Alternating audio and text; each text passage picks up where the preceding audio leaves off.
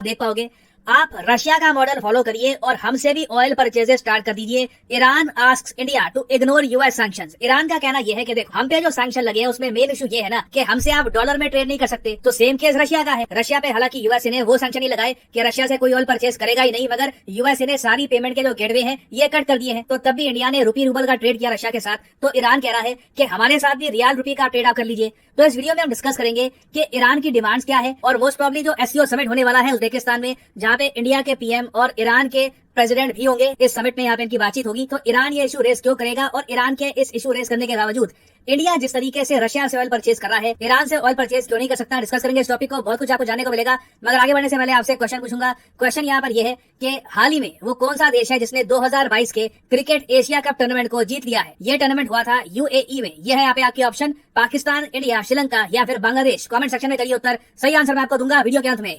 ना पहली बात तो ईरान जो यहाँ पर कह रहा है ये ऐसा नहीं है कि कुछ गलत स्टेटमेंट है। ईरान अपनी पर्सपेक्टिव से बात कर रहा है और आप एक न्यूट्रल बिल्कुल दृष्टिकोण से देखो ना, बिना बायस्ड होकर, तो ईरान काफी हद तक ठीक भी है। क्योंकि इंडिया का स्टांस क्या है, इंडिया ने हमेशा ये कहा है कि हम यूनिलैटरल सैंक्शंस को एक्सेप्ट नहीं करेंगे। यूनिलैटरल सैंक्शंस मतलब कि मान लो कोई सिंगल कंट्री है, जैसे कि यूएसए का केस हो गया। यूएसए अगर एक कंट्री पे खुद सैंक्शन लगाता है तो इंडिया ने कैटेगोरिकली कहा है कि ऐसे सैंक्शंस को हम स्वीकार नहीं करेंगे। हम सिर्फ यूनाइटेड नेशंस के द्वारा जो पास्ट सैंक्शंस हैं उनकी रिस्पेक्ट करेंगे, क्योंकि वो एक कलेक्टिव वोट, एक कलेक्टिव एग्रीमेंट से सैंक्शंस लगाए गए हैं। मगर फिर भी इंडिया ने अपना जो स्टांस है उससे ही बैक ट्रैक किया। मई 2019 में, मई 2019 में आपको याद होगा, डोनाल्ड ट्रंप ने पूरी दुनिया पर प्रेशर डाल दिया कि कोई भी ईरान से तेल परचेज नहीं करेगा, चाहे वो जापान हो, साउथ कोरिया हो, इंडिया हो, यूएसए के जो बहुत सारे मित्र मुल्क हैं, सबको ईरान के साथ ऑयल की जो ट्रांजैक्शंस हैं खत्म करनी पड़ी। और डोनाल्ड ट्रंप के प्रेशर के अंडर इंडिया ने भी ईरान से ऑयल परचेज करना बंद कर दिया। 2019 से लेकर अब हम आ गए हैं 2022 के अंत में। 3 साल से ऊपर हो चुके हैं। ईरान की इकोनॉमी बहुत ज्यादा सफर कर रही है और अब ये लोग कह रहे हैं कि इंडिया को कोशिश करनी चाहिए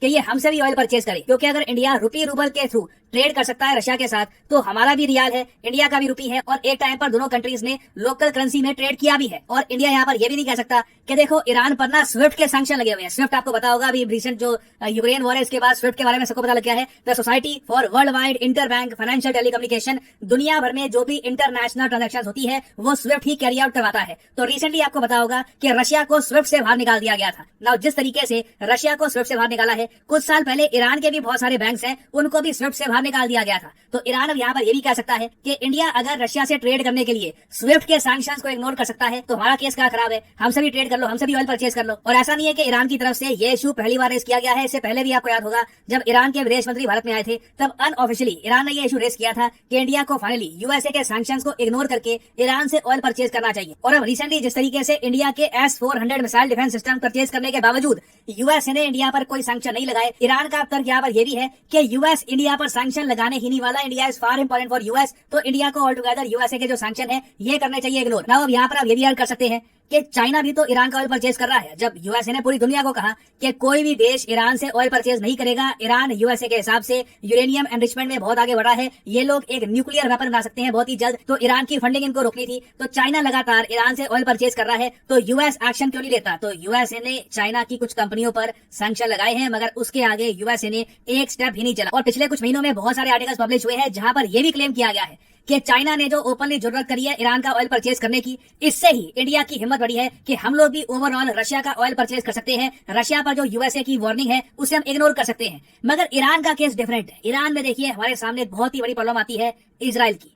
इजराइल के साथ इंडिया अब बहुत ही डीप तरीके से स्ट्रेटेजिकली इन्वॉल्व हो चुका है। इजराइल ना सिर्फ defence, agriculture, water conservation, even larger middle east की जो जियो पॉलिटिक्स है वहां पर भी इंडिया एक बड़ा प्लेयर बन चुका है थैंक्स टू इजराइल। क्योंकि आपको पता होगा अब एक नया ग्रुप फॉर्म हो चुका है I2U2 के नाम से, जहां पर इंडिया, यूएई, इजराइल, यूएस चारों देश आपको मिलेंगे। और रिसेंटली क्या हुआ इंडिया में, इजराइल और ईरान की लड़ाई स्टार्ट हो गई। आई मीन लिटरली ऐसा नहीं है कि वॉर स्टार्ट हो गई, मगर दोनों देशों ने एक दूसरे पे बहुत आरोप लगाए हैं भारत की धरती पर। आपको याद होगा कि कुछ महीने पहले इजराइल की एम्बेसी के पास एक बॉम्ब ब्लास्ट हुआ था। इजराइल की तरफ से स्टेटमेंट्स आई कि ये सब ईरान ने करवाया है। ईरान ने कहा कि हमारा ऐसे कोई रिलेशन नहीं है। और बात देखिए इतनी खराब हो गई थी कि जो इजराइल के एम्बेसडर हैं टू इंडिया, इन्होंने ट्वीट कर दिया ओपनली और ये कहा कि हाँ मैं जायनिस्ट हूँ। ये यहाँ पर कह रही है कि ईरान का देखो तर्क यही रहता है ना कि ईरान के हिसाब से इजराइल के लोग जो है ये खराब है, ये जायनिस्ट है। तो ये यहाँ पर कहते हैं कि हाँ जी मैं जायनिस्ट हूँ और इस बात को लेकर मैं काफी हद तक प्राउड भी हूँ। और इजराइल के एम्बेसडर का ये स्टेटमेंट भेजना ईरान को थ्रू इंडिया ये बहुत ज्यादा मैटर करता है। और इससे देखिए भारत पर भी जियोपॉलिटिकल दबाव बढ़ता है कि जब तक ईरान की न्यूक्लियर डील फिर से कंप्लीट नहीं हो जाती, इजराइल को इस बात की सिक्योरिटी नहीं मिलती कि ईरान न्यूक्लियर बम नहीं बनाएगा। ईरान भी अपने न्यूक्लियर एनरिचमेंट प्लांट्स का जो एक्सेस है ये दे देता है IAEA को, यूएसए के इंस्पेक्टर्स को। देखो, जब तक ये सारी चीजें नहीं होती, इंडिया ईरान से ऑयल परचेज नहीं कर पाएगा।